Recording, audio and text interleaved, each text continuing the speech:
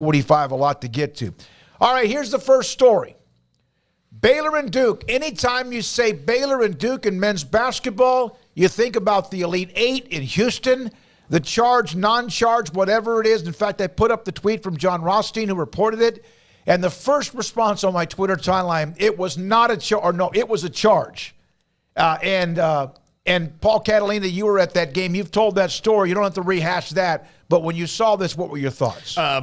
That, especially based on the new rules, it's definitely a charge. But no, that Duke and Baylor playing again is great. And I mean, it's not Coach K, Duke, but man, Duke, they are loaded for bear for next year with Filipowski coming back. It's going to be one heck of a matchup. And Baylor's non-conference just year over year now keeps getting more and more interesting. You know, I remember as Scott Drew was building this program, he would, you get occasionally like, oh man, they're playing Clemson or something in a tournament, or Michigan State's going to be in this thing, and they'd play one of those. Now, I mean, you're kind of surprised that they have to throw in a Prairie View A&M or something in there.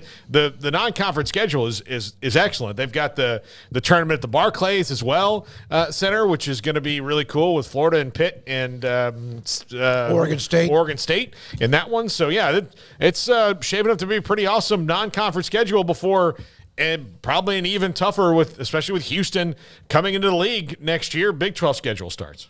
Yeah, I think to give people out there that don't know what you're referring to, the 2010 game between Duke and Baylor to go to the Final Four, and Quincy Acey was called for a charge. I mean, that was 13 years ago, so I'd imagine there's probably some people who either weren't even watching or whatever, or you certainly weren't watching this show because it didn't exist, and I know that not everybody out there is a Baylor or Duke fan, so that's what you're referring to, and that's one that still sticks in the craw of, I think, every Baylor fan that was alive back then. I think that might be their most grave injustice. If you ask them, like, what one play could have changed the fortunes of, the program or of the university.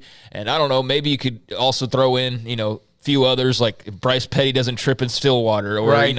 All these other things that could have happened if Corey Coleman doesn't get the weird penalty in the Michigan State Cotton Bowl game. Face mask at the 3, yeah. Yeah, but the Quincy Acey one is probably at the very top of the list because there was a feeling that caused the end result, which was a Duke win and a trip to the Final Four. Thankfully, that's not one that they've never overcome. They've been able to go on and win a national championship. It's not like that was a roadblock and then they never got around that, and that's the one that you still point to all the time. But it does still cause some anger for some folks, so I think it's cool. Anytime you get big teams matching up, and certainly Baylor's a big basketball team and a big program at the moment, so I think that'll be great. And I think that, when you started to see football have some success, you were wondering, like, what are some of these next steps that they could take, and what are some of the things that you do to get on a different level as a program. And I think one of those is scheduling. You start to play some of those teams that you want to be like or you want to be better than, and Duke is certainly a program that Baylor can look to and say, okay, this is a path to follow, and this is a team that we want to be on the level and be above.